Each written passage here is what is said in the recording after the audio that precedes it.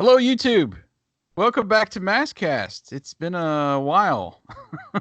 I hate that we always have to apologize, but here we are again apologizing that it's been so long. But we are thankful you're still following us and that you've been going back and, checking out the archive and everything that we've been doing up to this point. But we are back. I'm here. Wyatt is here. How you doing, man? Good, how are you? Hanging in there. It's a tough time to be in, and we're all kind of hunkered down, which actually helps us to get a couple of these podcasts in maybe before this whole thing blows over. But Yeah, I yeah, think Venom is really at work at this one. I'll tell you, M.A.S.K needs to be coming in for the rescue. The that's full right. gang, not just a select group. It's computer. Just send Give them me, all. give me everybody. Yeah, give me everybody, man. Uh, wow, it's just been pins and needles. I'm still working and going to the office. It's not quite as bad as far as the cases, but I'm have an assumption that's just because we don't have enough tests in Alabama here.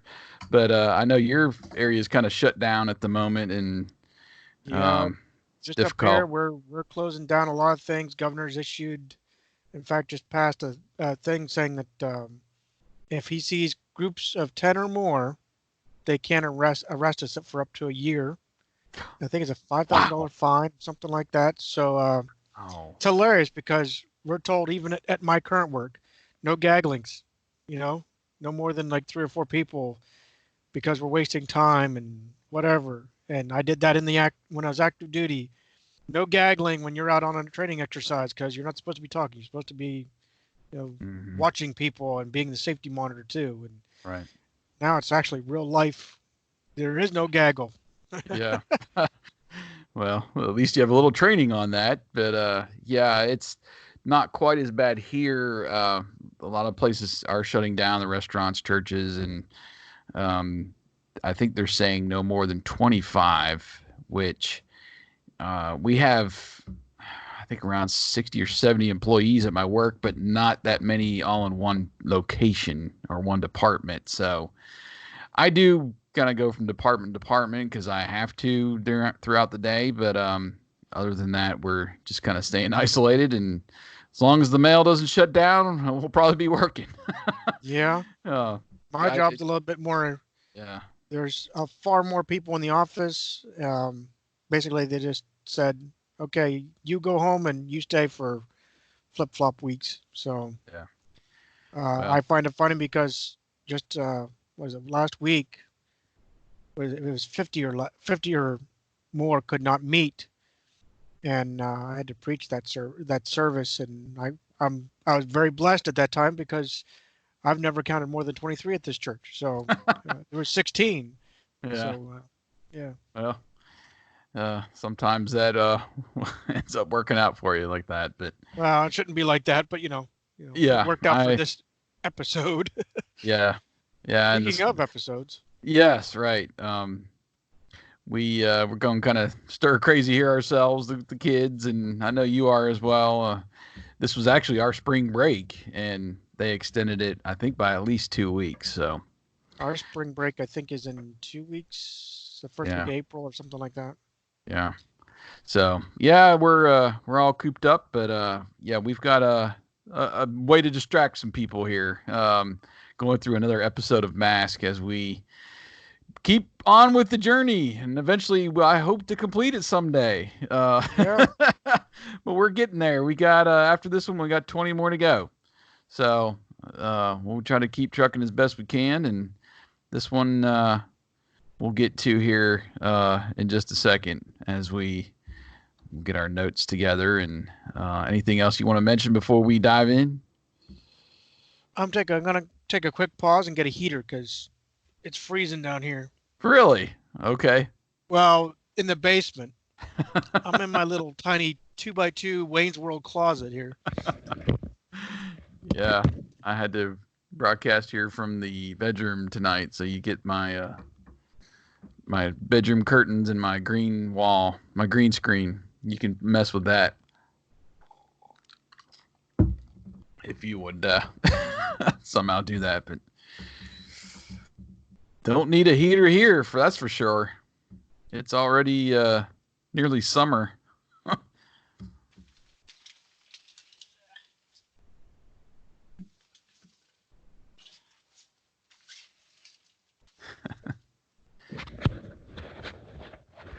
Definitely was don't almost need gonna a make it. heater here, man. Huh?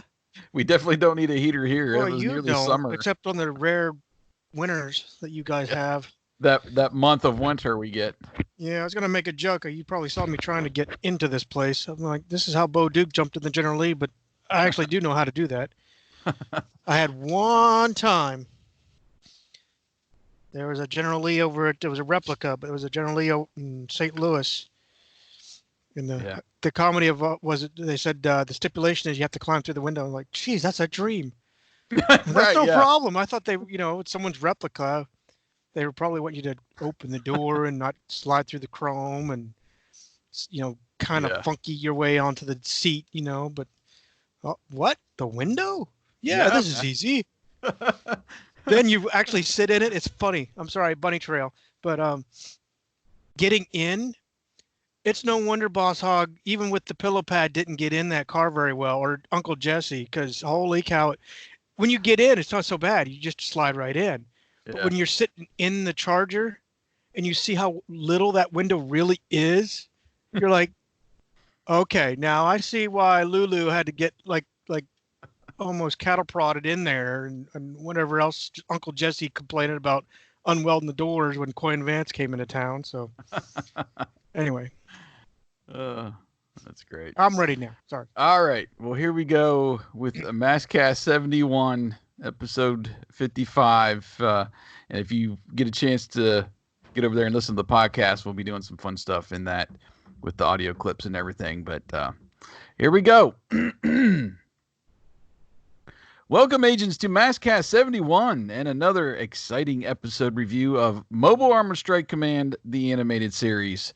Coming up, we will take a look at episode 55, Plunder of Glowworm Grotto, which includes our play-by-play commentary, along with audio clips mixed in from the actual episode at the dramatic halfway point. And at the conclusion of the episode, we will pause to give our impressions and our final verdict with our 1 to 5 scale rating. Then we'll check in with our listeners and announce the results of our online poll and also read back your reviews posted at agentsofmask.com. If you want to contribute to these review shows, just visit our website, look for the MASKast assignment in the right-hand column, click on the picture, and you'll be taken right to our review post with a YouTube video embedded and the poll right there, and of course the comments for you to leave your review. Plunder of Glowworm Grotto was originally broadcast on December 13th, 1985 in the U.S. and follows mask agent Julio Lopez to New Zealand, where he's helping a local tribe preserve their land. He quickly discovers a venom plot to steal pearls from giant clams that live in a nearby cavern. It's up to M.A.S.K to foil Mayhem's evil plan. I'm Jason, one of your hosts of MASKast. With me, as always, is my longtime friend and fellow co-host, the Lothar to my Mandrake. Wyatt, have you done any defending lately? It sounds so familiar, but I can't place it. The characters are from I wouldn't say short-lived, but a cartoon show from 1986 called Defenders of the Earth.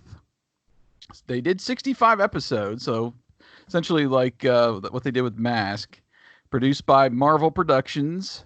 The main characters, I really didn't want to give away, but you got Flash Gordon and Flash's son are kind of the leaders of the group, and you've got several of his friends that make up the team, and they go against Ming the Merciless, which was always Flash Gordon's enemy in the show. And I've seen a few episodes, like scrolling past Pluto TV. Do you get that on your Pluto TV? streaming? Yes, we do. I've not watched it though.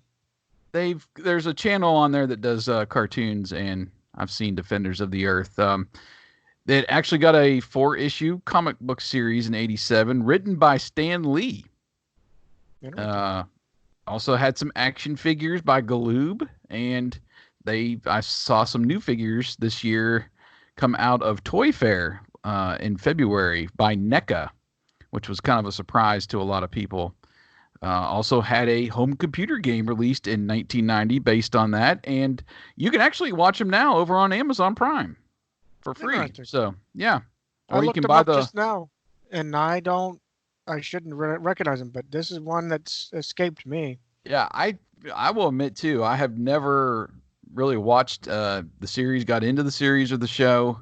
86, 87. I'm not sure where this would have aired. It was, I believe, in syndication with the 65 episodes. So it probably was just a time that I was watching something else, Transformers, GI Joe, Thundercats. Yeah, one of those. But yeah, never got into Defenders of the Earth. But you know, for $20, you can own the whole show over on Amazon as well. Oh, nice. Uh, so yeah, that's a fun show if you've never gotten into it. Uh, I'm actually wanting to check it out myself now. I'm curious. Yeah. So that was our little tease. You know, gosh, I wish I would have made a list of all these that I've kind of shoehorned into the show. Uh, Well, it's pretty just easy for the first, I would say, 20 to 30, maybe even 40. But after a while, I've noticed you really have to dig, and I'll tell you yeah, what, you're digging. I've been reaching for a long time. Let me tell you, long time. Yeah, I'm not that well versed in the. I mean, I know the '80s and I know things in just passing too, but yeah, I'm digging on this now. All right, well let's put the Defenders of the Earth back in their. I don't know if they have a lair or a place where they stay, but we'll let them fight some crime there, and we'll get our mask on. So the big news, which hit us, I think, a couple weeks ago Yeah. now, um, Mask. It was, I don't know what, at least a year, More probably than a a. year. Was it Yeah, more than a year? yeah, Did they they announced that they were announce? going to have a writer and director, well, director rather for the Right, yeah, that this. was the big thing. They're going to do a movie. They brought in F. Gary Gray. I think that was in April, either 2018 or 2019. Anyway, it's been a while, and just crickets, crickets, crickets, crickets. Didn't appear on any Hasbro plan or schedule, for theatrical release. And then all of a sudden, boom! About 3 weeks ago, I think it was. Hey, we've got a writer, Chris Bremner, who recently wrote the screenplay for Bad Boys for Life, which was the third installment in the Bad Boys series. That actually did pretty well at the box office. He's also coming back to write a fourth, and he's also tapped for National Treasure 3. So his stock is pretty high in Hollywood now as far as writing goes, writing screenplays. I like that. Yeah, I don't know. I haven't got really too much into the Bad Boys, but the National Treasure, I love those Yep. movies, and I can't really tell you how well he's how well he's written movies because I don't think I've seen any that he's penned the screenplay, but uh, I don't know. It still gives me kind of hope. I mean, what do you think? I guess there's some hope. There's some kind of action at least if they've gotten the director, although it kind of went crickets, like you said. Now they got a writer. It just seems like a very slow process. Um, we one of the comments that's on here is, hopefully by the time I've reached my 60s, the movie will premiere. That's one of the comments because it seems like it's a very slow mo to get going, and I don't know if that's intentional. I don't know if that's like Hasbro Yeah. is still kind of slow going, like very little hope that this is worth the while. I really don't know what Hasbro's thinking, except, I keep plugging away. We have a movie ready to go, Hasbro. Just wake up and smell the coffee. Come on. Um, in fact, I made the same comment to our buddy Bill Ferris. So, Mm-hmm. but I mean, this we've been waiting a long time. There's a lot of M.A.S.K fans waiting a long time for a movie. I don't know what's taken so long. Basically, I know Yeah. movies can take what 3 to 5 years just to produce and make it um, into something edited and all. But holy cow, you're just now getting a writer, and it took you a year before that to get the director. Geez, another year you Well, might find an editor. Another year you might find the cameraman. And come on, what the heck? well, I think they have some kind of a plan. They just maybe have not, um, got a writer to this point to lay the whole thing out. They've got to have some kind of plan. But announcing a director and a writer doesn't mean the movie's still going to get made. And No, I'm the pessimist now. Really, I am, because we've been down this road for years and years and years. And I'm to the point now, until I see some actors attached to it and some kind of schedule, production schedule, when they're planning to start filming, then I'm on board. Then I'll be like, okay, we made it here. But I really think this is the last chance uh, to get one done, because now we're getting so far removed. And I don't know, the Fast and Furious movies, number 9 is coming out, I think, later this year. It might have been pushed back with the whole coronavirus thing, but as long as that stock is still high, I think there's still a chance that it'll make it and people would watch it, just with the crazy vehicles and everything that's in those movies. But once that fire dies down, we're on 9 movies. I mean, they could make 15, but when that dies down, I think our chances are pretty much gone at that point too. So that's where I'm at. Um, I'm still crossing my fingers. I'm still a fan. I still want it to be made, but it's yeah, just I've been roped along that's what for it so many years. that's what it feels like. And Oh, obviously they're doing something. Uh, just before we saw that post, Matt Tracker, aka Bill Ferris, posted that there was a trademark applied that only really mentions the animated series, but it doesn't really yeah. say anything about new. It doesn't say anything about like a movie or anything. And just reading what I can see, that is all that Mask was an animated cartoon. Yeah. So I guess that's the only way you would renew the license Yeah. because that's what it is. So that I tells me that they at least are trying something. They're keeping their trademark alive, but that's all we get. yeah, I think So that's all that again, is. I'm like you. I want to be optimistic. I don't want to die.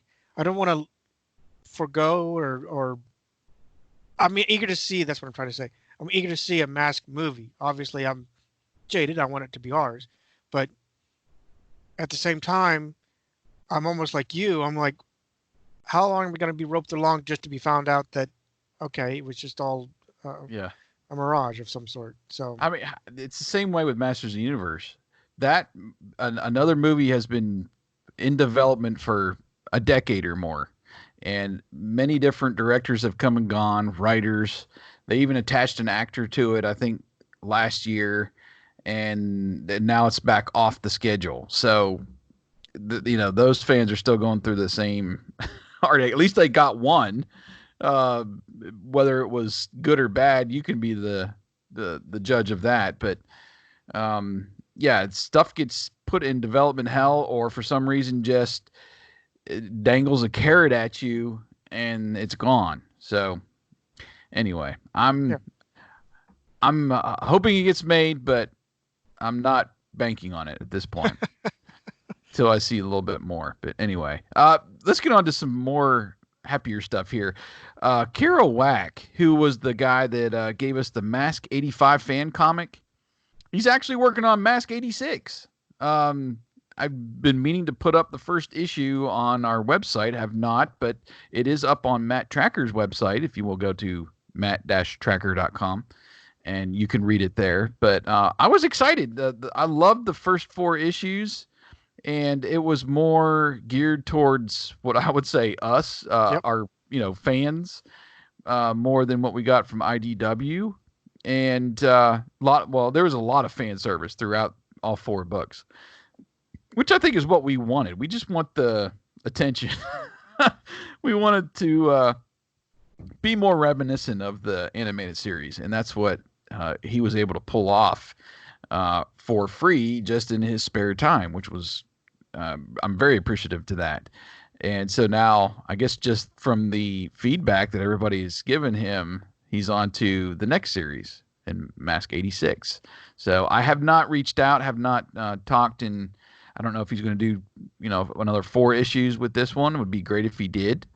But I would encourage you to check it out and check out the first series, Mask 85, if you haven't yet, because man, some great art and just a fun story with I those agree. books. They're just online, it's all digital. He just did it out of the kindness of his mask heart. Well, very appreciative of that, though. So check those out if you can. Anything you've got to pass along? Not really. We've been I'm wanting to mark this in a way, so-called market, in that, like Jason just said, we're in an era where COVID-19 is rampant.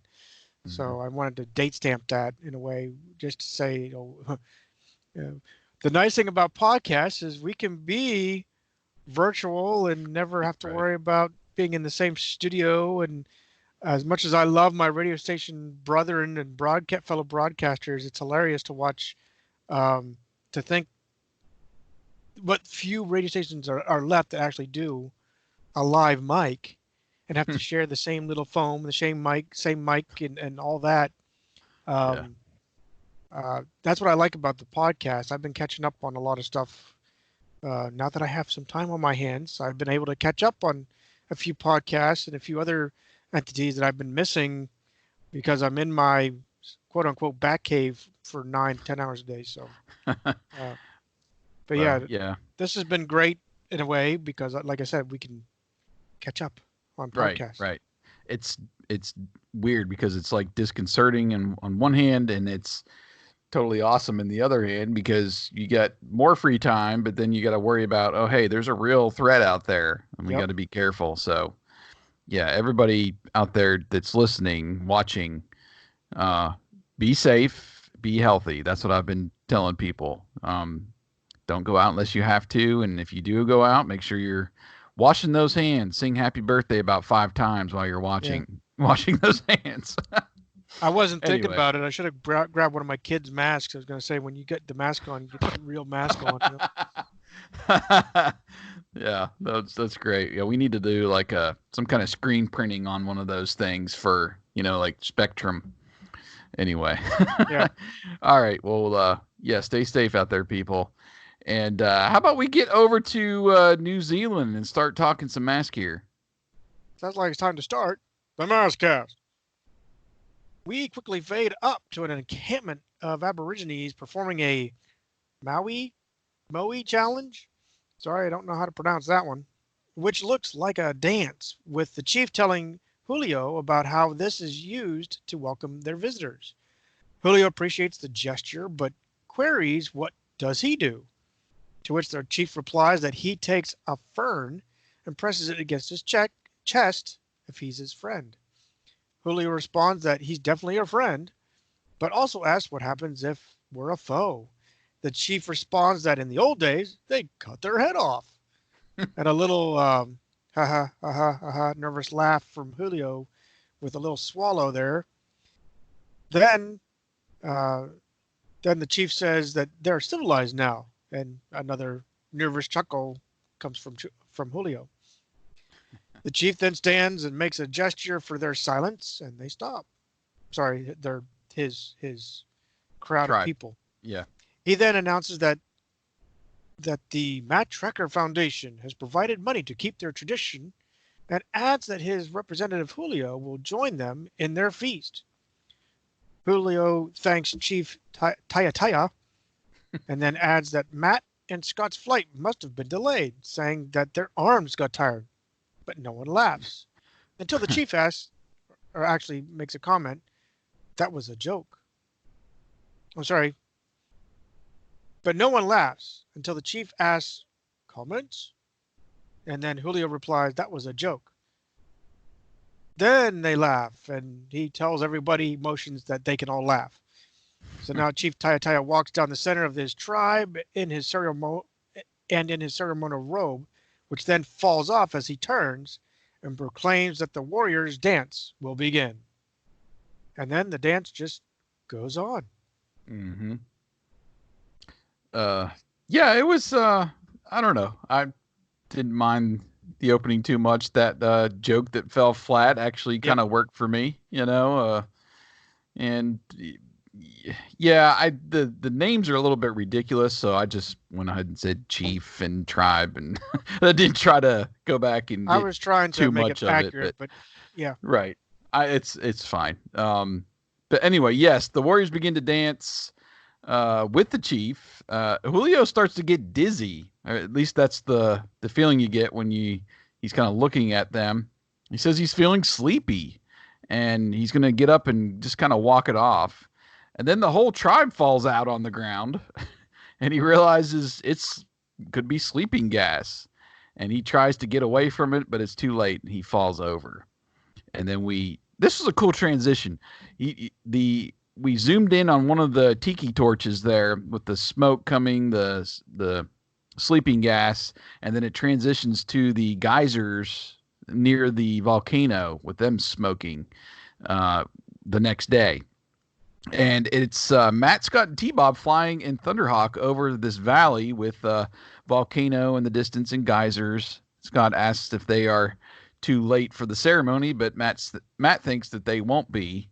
The storm took them off course, but those celebrations go on for a long time.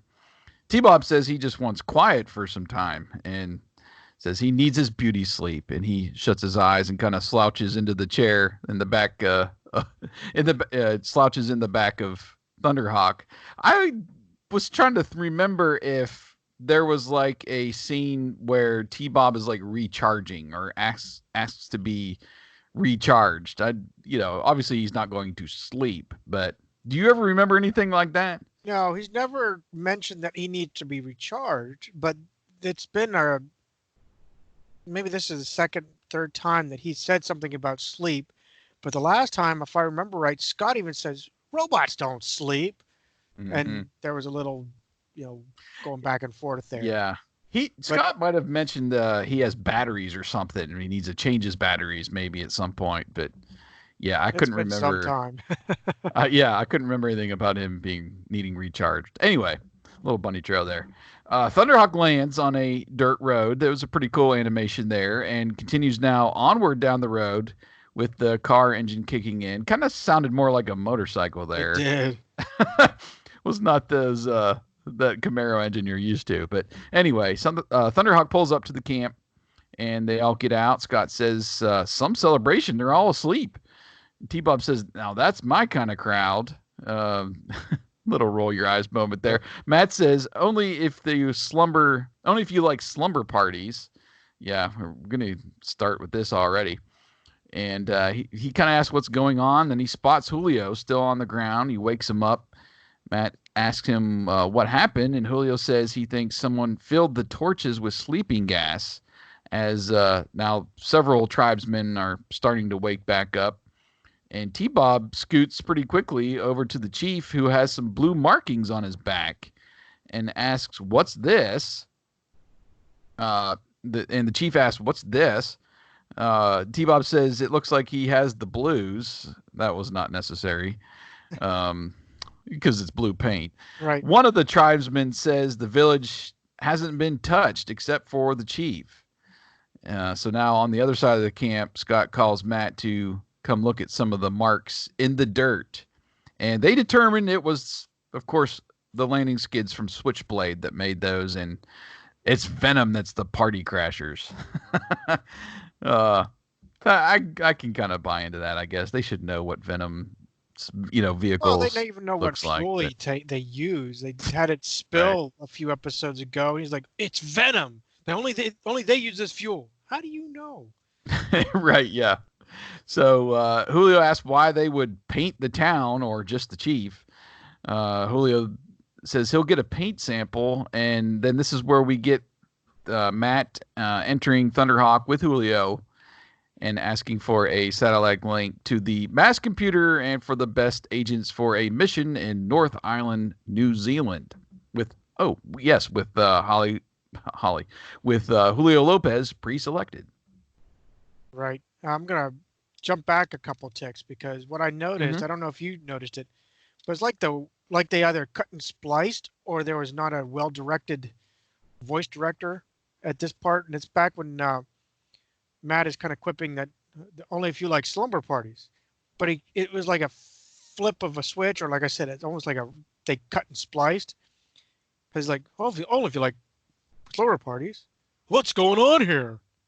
Yeah, it was kind of quick there. It was It very was quick, like it was a cut and splice, not right. really like Yeah. a. I I I I commented on that, but it just that took me for a moment. Yeah. But There's a couple other little mistakes like yep, that too. We'll get to. exactly. But now going back to where we last left off, we get Bruce Sato, mechanical engineer and machine specialist, Thunderhawk co-pilot. His lifter mask could be essential. So he's playing with this little remote controlled dinosaur when he gets the wrong beep on the watch again. Lets the remote dinosaur go and it falls out the window with a bulldog confronting what looks like a little uh, smaller dog. And the dinosaur like spits fire at the bulldog and it's like kind of like that the Bugs Bunny cartoons. Yeah. They get torched in the face, but nothing happens. They just get that Right. surprise look like, Little black uh, face. Yeah. yeah. And then Dusty Hayes, he's the all-terrain specialist, vehicle codename Gator. Now he's riding on a Bronco when the watch beeps, and he basically ejects off the horse, with the horse actually looking for him. What happened to my rider? Okay. That was weird. Yep. And then Gloria Baker, champion race car driver, black belt in karate. Her vehicle is Shark, and she's dancing at a club with some guy. Then, when the watch beeps, she slips the guy, the waitress, and disappears. How Yeah. often does that ever happen? Well, I put a little note here. Does Matt know you're off to some discotheque with this guy? I mean, come on. Y'all two just been on vacation and stuff, man. They should I be hooked know. up by now. Maybe it's an open relationship. I don't know. Well, did you notice too? They say black belt in karate, so now it's karate, not kung fu. It's I always been know. black They belt and changed kung it. fu. So They have yeah, no.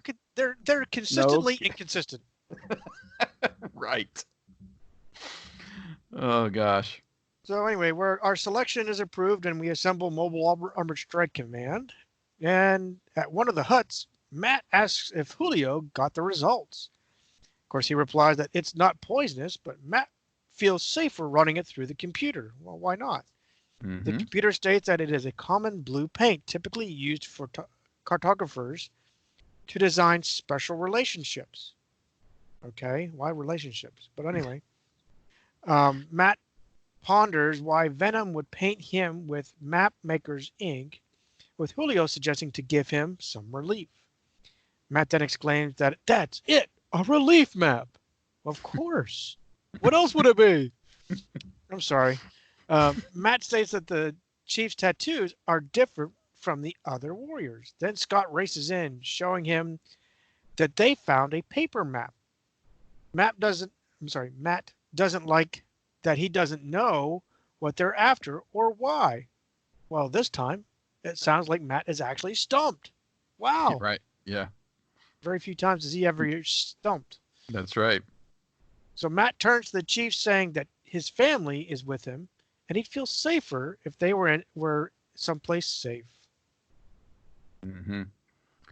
At least until they figure out what's going on. Yeah. And he says, Chief says that they can stay at a place in the mountains, and his niece can actually guide him there. This is the, I believe, what they call the Glowworm Grotto that's in the mountains here.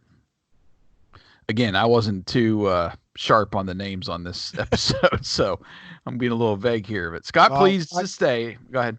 I was going to say I tried my best to make that use my hooked on phonics. All right. Well, Scott, of course, pleads to stay and that he doesn't want to follow some dumb. Oh, but then he checks her out and he gets all wide eyed. And then he says, girl. So Scott's in the girls now, and she introduces herself and rubs Scott's nose with hers.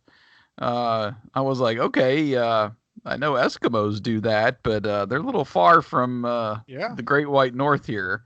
Well, maybe it's Um, close. They're close to the South Pole. Maybe they're. I don't know. I don't know. Anyway, she says her great uncle can take them into the caves that are only lit by glowworms. T Bob jokes that they're glorious to him, rolling my eyes. She then rubs her nose on T Bob and he chuckles. T Bob converts to scooter mode with Scott, and then the girl sitting right behind him. And Matt kind of assures Scott that they'll get right back out to him as soon as they can. But Scott says, no rush. Hot for the girl there. And T Bob scoots away really quick. Then the mass transport plane is seen overhead, and Bruce says, hello, Kimosabi. And Matt replies with, it's about time you got here. And he was communicating through his watch. Yeah. I didn't remember that he had done that before. Had he done that before? Once. Did he?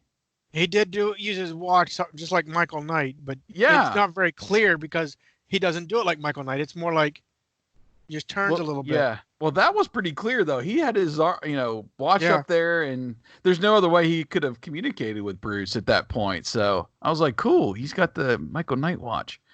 Anyway, but Bruce chimes in that landing Firefly right now might be difficult with all the trees and hills. I was like, oh, that shouldn't be a problem. Come on, man. Well, maybe maybe if he's not used to flying Firefly, but. Well, but here they call the transport plane Firefly. Do you notice that? No, Maybe I didn't. He was referring to the Firefly, but I swore he was referencing. They made the mistake basically in the script that the freaking transport plane was called Firefly, and then he says Julio's Firefly. Like, yeah. Okay, now there's two. You really screwed this up. That's Yeah. how I took it. I didn't take it like that because of this crazy trick that he pulls. If Firefly is too difficult to land, the Firefly buggy. Why in the world are you opening up the bay doors and pulling this midair? True. Yeah. So anyway, after he says it might be difficult with the trees and hills, Matt directs him to some land near the volcano that he saw. Well, Bruce drops out of the transport plane in Firefly, and then he kind of kicks in the engines and starts flying the thing. I'm like, okay, well, we'll get to it. He negotiates like the steam from the geysers. It's kind of foggy there where he dropped out near the volcano where we went through before. But he spots some open ground. He says he's going to land it. But then this geyser spouts at him, and it caused him to go into this spin. And he's spinning towards a cliffside. And that is our dramatic commercial break as Bruce is spinning to his death. Saying that he's going to have a permanent press.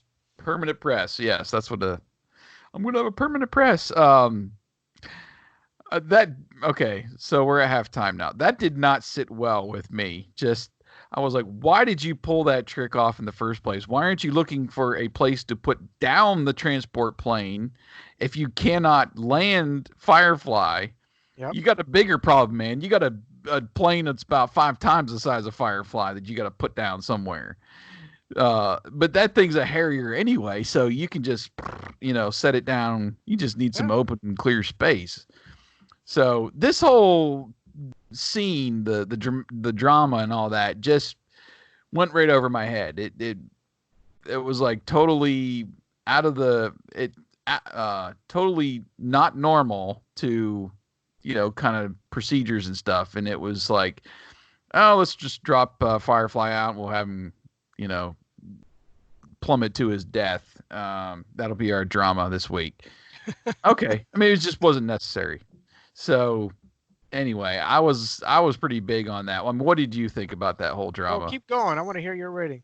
Okay. Well, the story is decent so far. I mean, it's a slow build. We've had these episodes before where we're not getting the full scope of the plan. We're not getting Venom before halftime, which is fine. I'm not. It's not a knock on the episode. Would have liked to maybe get the computers to scan the Switchblade tracks or something just to, okay, this is split Switchblade and not rely on Scott or Right. Matt, just making that assumption. And obviously it's always Venom that's messing around, but I don't know. I thought that would have been nice to have like some kind of scan there, or scan with the mask or whatever. Jokes were already getting to be too much for me. The stupid puns and all that. Uh, I did obviously that communication with the watch kind of got to me. I was like, oh, this is cool, because I didn't remember that offhand if he had done that before. Um, I didn't like that they just called out Bruce, his mask, as the reason to select him and nothing else for the other agents. Right. It was like, okay, we think he's going to be using his mask in this episode. So, yeah, we're going to select him, or this mission. But they don't tell why Gloria and Dusty is there. I'm like, you could have said cave exploration could be necessary, or aquatic vehicle necessary. Anything just to give me a little bit more of why you're selecting the other agents, since you did it for Bruce. So I don't care that it was kind of a dumb reason anyway, but be consistent. Like you said, they're not consistent at all. And then that stupid drama over Bruce's, Firefly trick, that was his own fault. So even though I was kind of floundering there, I did drop it down to a 4. So I pulled it down a point, hoping that it would pick up, but I was kind of more towards like a 3.5 on there, but I've landed on 4. How about you? Well, we actually share the same rating. That's a rarity in itself, right there. But like you said, it was a decent storyline, a little slow to go, but we're in another world. We get the tribes people in New Zealand. I like some of the animation, like we saw at Thunderhawk Landing and a few other places that I actually liked it. I liked how they took care of it. Some humor in the call up. They still managed to screw up the watch, but like we said, they're consistent about being inconsistent. Mm-hmm. We get a little bit of the suspense. It should have been better. Maybe they should have rolled this around. The suspense of the sleeping gas would have been better for a freaking commercial break, I think. But Yeah. it was still a cool little plot. Like something's going on. What's going on? The fact that Matt is stumped for the very first time in his whole life, it seemed like anyway, that that's actually decent. Yeah.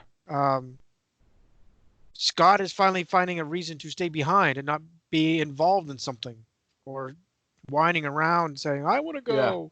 Yeah. He's finally growing up, man. That's what I took that. Yeah. Going to the commercial break. Yeah. Like you said, I'll leave it at that. It was not great, but it was more of a yawn. But again, the downside is we're looking at this from 44-year-old eyes, not 8 or 9-year-old eyes. So yeah, it's a little different. But he's even joking as he's getting ready to, crash into something. And like you said, he might have been meaning Julio's Firefly, but when I watched this, it sounded like they just had a freaking script. Someone new on the writing had no idea what name was what, and they called the transport plane the Firefly. So now there's 2. At least that's how I looked at it. Yeah. And then that, like I said before, the vocal expressions there when it's like more like a cut and paste, not a smooth transition. It was just a complete vocal change. That kind of threw me, and that's again why I landed on a solid 4. I'm like you, I wanted to ding it some more, but I'm being optimistic right now. Okay, well, good. I'm glad we're on the same page. So let's see how Bruce gets out of this. Well, Bruce announces Mayday as Dusty uses Backlash to stop the spin cycle, as he calls it, while also blasting the the cliffside, so Bruce had more room to turn out. We see the front door open for the event and Dusty going woohoo and adding that Bruce can ride him cowboy. Bruce transforms and lands Firefly as the transport jet also lands as we fade out. And into the village, inside we see Gloria is impressed and says that the tattoos had more lines than a road map. Matt replies, good guess, suggesting they think it is a map, a family map. The chief states that he remembers being tattooed and that it is the same as his father's and then his father's. Dusty adds, it's kind of like inheriting the family jewels. Bruce suggests that it would be wise to begin at the beginning, obviously. Of course. Yeah, of course.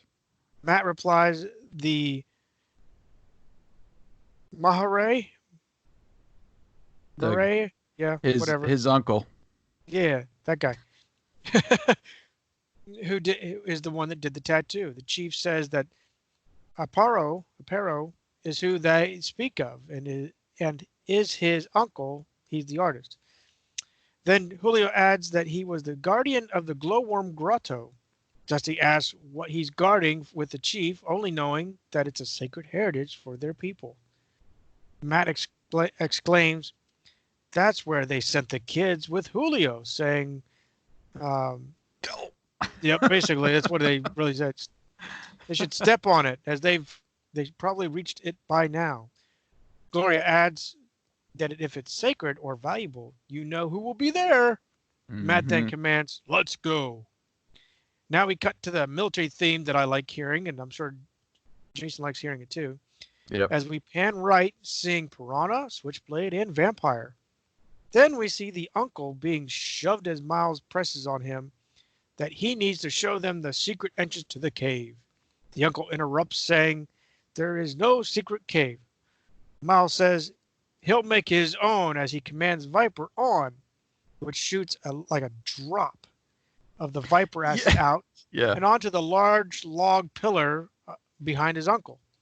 Then Rax, this is the first time I thought I'd ever hear Rax actually compliment. Rax says, I love his mask.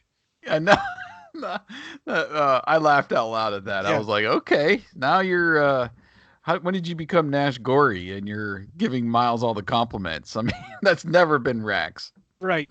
Well, I had to actually replay it because I thought he said, I love this man. Then I replayed it and said, no, it says mask, not him. Yeah. So he is specific. Right. Miles continues to threaten that he'll melt the whole grotto if he has to, then instructs Rax to show the uncle the map. Rax states that according to their info, the map leads to a cavern. Miles instructs the uncle read the map, or he could detonate the bomb he set back in the village as he gingerly wiggles his thumb over the button. And I wrote here, damn. Yep. Holy cow. He's not messing around anymore, man. Nope. I mean, we've had Mayhem threaten some people before, but just shoving the old man around in this episode and then threatening to blow up a village, I was like, wow, that's a whole nother level that I'm just not used to, seeing from Mayhem. Right. So that was a nice shot too. I'm sorry. That was a really nice shot too of the thumb on the trigger, because you get the close up of his thumb going down, and then the guy says no, and it fades kind of, and his him in the background becomes in the picture. So and you get Miles' thumb in the foreground. So that was a really cool transition shot there. Oh yes. Then the uncle conforms with Rax, asking when he had this. I'm sorry. Then the uncle conforms with Rax, asking when did he have time to set the bomb. Miles explains he didn't. Then flicks the bic and says he doesn't know that. This is I swear they took this from a scene of Airwolf, because String did the same thing. It's time. All I have to do is push a button. Yeah. And then you see the guy. You see the guy with a cigar. Because he called it bluff, but it's funny. But yeah.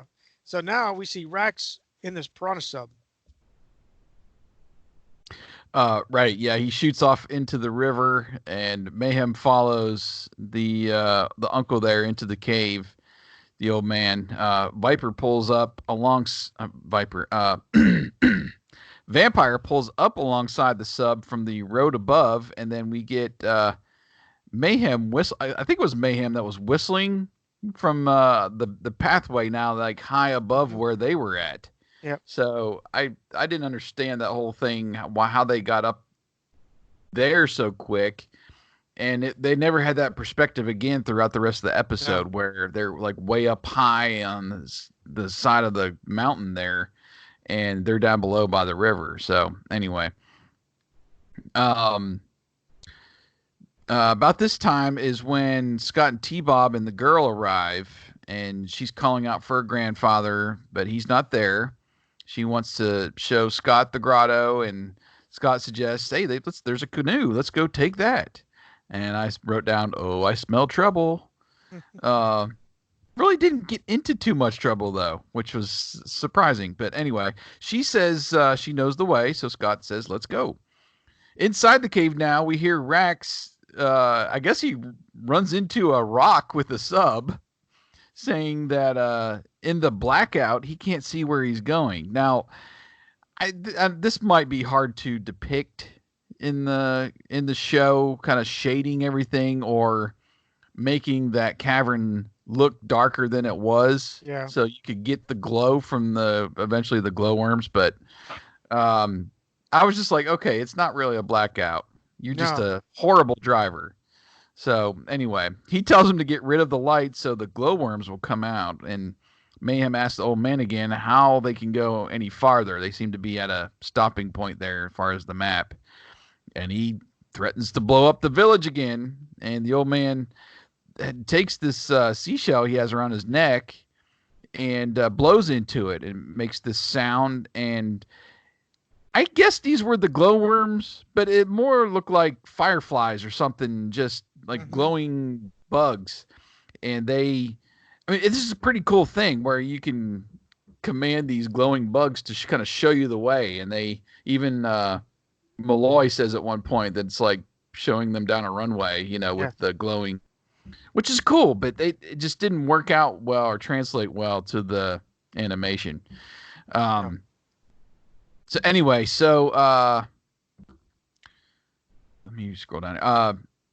M.A.S.K now pulls up to the outside of the cave. Um, Let me back up a second. So they keep moving forward in the cave with Venom. Now M.A.S.K is outside at the mouth of the cave, and they see Switchblade just sitting there, and assume obviously that Venom is inside. Julio thinks the kids are two by some footprints he saw down by the riverbank.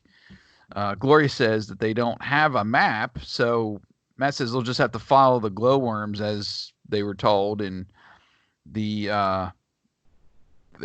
jump in the vehicles, take off. We get a nice conversion scene here of Shark. That was pretty awesome. And then Dusty follows in Gator's boat, shooting into the river. And then we've got Thunderhawk on the road. Did not see Firefly at this point, but we'll see it later. That's actually with them as well. Um, Mayhem asks, we're back to Mayhem now with the old man again, and he again does the seashell trick. Susie sells seashells by the seashore. Uh, Mayhem takes a deep breath, says he knows this is it. He can almost smell the pearls. Okay.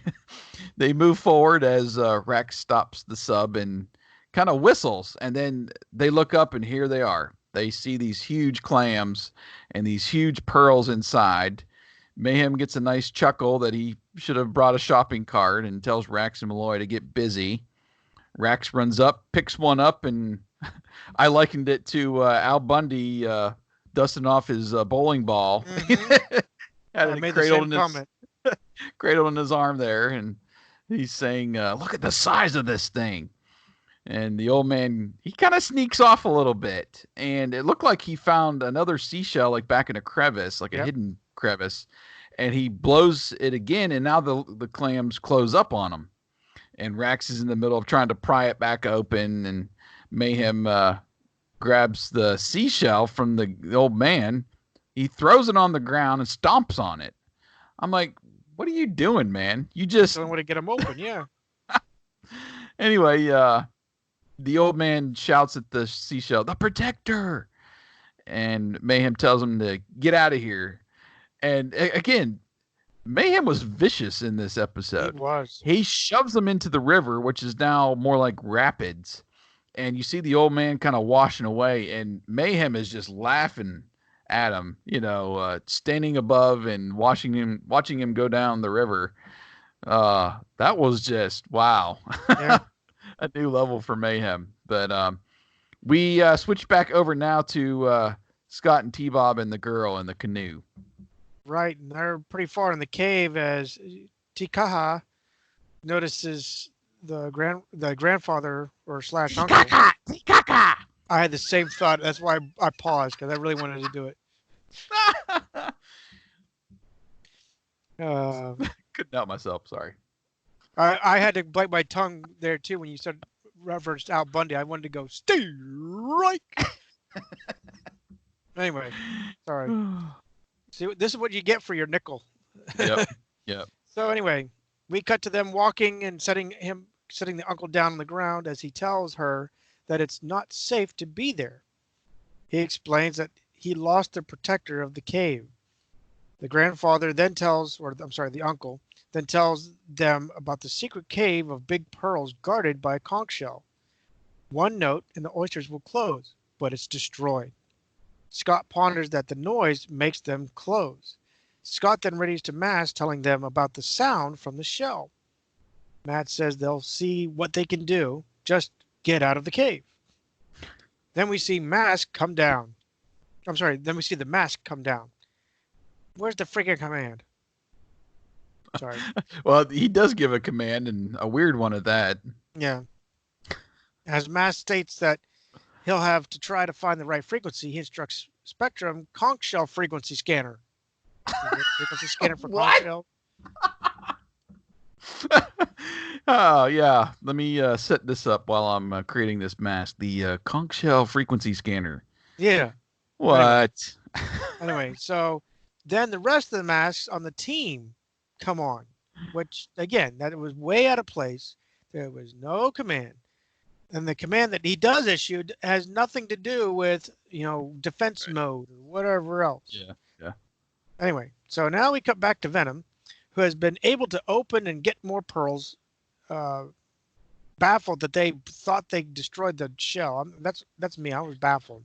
Yeah, But I was like, how are these back open again? There was, I guess, 2 shells. I thought maybe one to open and one to close. Right. So maybe the original one they still had, but they didn't develop that. So No. yeah, I'm like, how are they able to open them up again? Anyway. I don't know. So then the oysters begin to close up again. They're catching Miles's arm and most of Rax. Miles asks, "What's going on?" When he then states, "M.A.S.K." Miles instructs Rax to load the pearls in his sub and tells Floyd to get that bird of his moving. Now we see Firefly transform as Floyd puts his mask on and hops on Vampire. He's transforming as he does a wheelie. I think I'm being paged. Just a sec. Okay.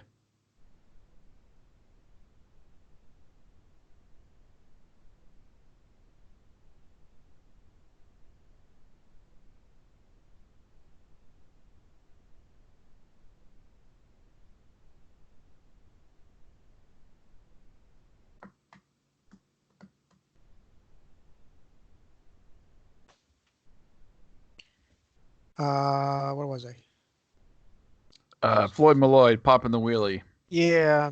Oh, some skillful animation of Firefly and Vampire dodging lasers and stalactites. Yeah, pretty cool. Yeah, it was actually pretty cool. Rax stumbles with a load of pearls and other pearls already loaded in the sub, which I don't know how the guy even steered this thing, let alone kept it floating. And then we see how Stiletto Mask is put on as he states that this should be enough as he floats away. It was weird because it came out from the dash. It looked like it just... Yeah, we'd never seen that before. No. At least I don't remember seeing that before. How you get your mask on in the sub. And you're right. It was like it's down in the nose of the vehicle somewhere. put on his head. It was cool to see. Yeah.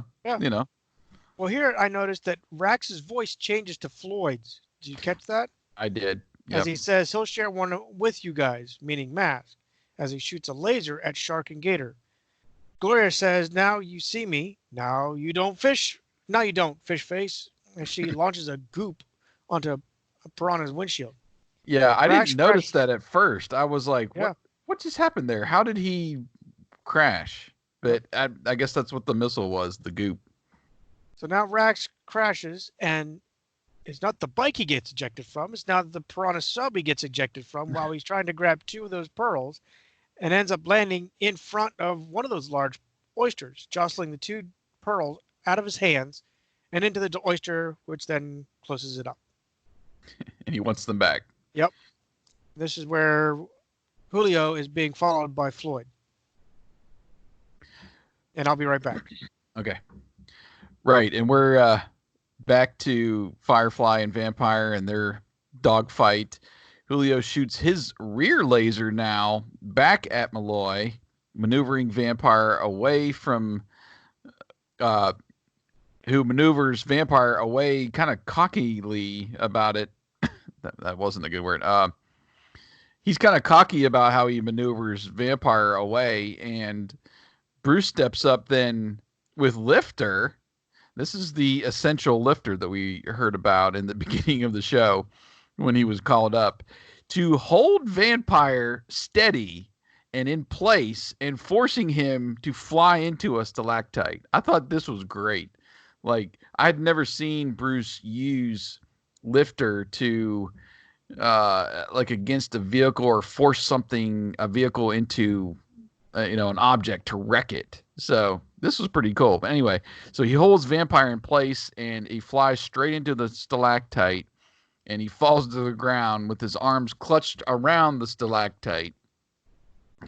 This was a fun trick. Mayhem says that it's, Mayhem says that is for,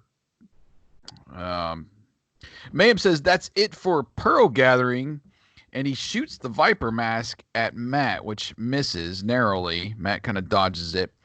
And then Mayhem runs down the tunnel, and we cut to T-Bob converting and taking off. T-Bob. No, that's Switchblade. Wow. Mayhem runs down the... I'm screwed up because he's not here. Mayhem runs down the tunnel, and we cut to Switchblade converting and taking off. Now with Vampire close behind and the Piranha sub in the water. I was like, no. We just blew up the sub. We just crashed Vampire. How are they behind Switchblade? How does that happen? I mean, they just totally screwed up the script right here. And at one point, back when Miles is in there and he shoves the old man off, and when M.A.S.K comes on scene, I'm like, he doesn't have his vehicle. How's Mayhem going to get out of here? The Piranha sub is full of pearls. Vampire only has one driver. You can't fit another fat guy on there. How's Mayhem going to get out of this? And all he does is run down the cave, down the tunnel, the opposite direction that M.A.S.K comes in, and he's immediately right there at Switchblade to get out of the situation. So that was a huge downer for me. But we get down to the final part of the episode here. Back to the camp. The chief says, thanks to Matt's masked friends, his culture is saved. The little girl brags on Scott that he was very brave and he knew just what to do. Really? He just wanted to go for a ride with her in the canoe. That's all I was seeing there. Anyway, she runs over and rubs noses again with him, and everyone laughs. And T-Bob says he can stay on the island if you want to, Scott. Scott tells him to cut it out, and he chases him as we fade to black in the end of the episode. And up to our PSA. If you want to take that. Yeah, as the duo are watching TV, we hear Scott's stomach growl. Scott asks T-Bob to go see if the TV dinners are ready yet. T-Bob opens the oven and notices that they are still frozen, and he needs to relight it. As he grabs for the matches, we hear an explosion. Scott's eyes get big, and he yells, "What happened?" He then lectures. He doesn't even say, "Are you okay?" It's just, you should never light a match if you smell gas. Run and tell an adult. Boom. That's it. Well, he does actually. It was a. It wasn't good, but Did so he actually say something? Because it when sounded like he Scott was comes just in, yeah, straight. no, when Scott comes in, he asked T-Bob, "Are you all right?" And then he asked, "What happened?" And then he immediately knows what happens and says, you should never light a match if you smell gas. You should get an adult. So, and the crazy thing was the only thing that was blown up was T-Bob. Like Yeah. none of the kitchen was. It was like sparkling clean. The only thing that was blackened was T-Bob. I was like, if you lit a match and your freaking oven is full of gas and blows up, your kitchen is destroyed, man. Not just you.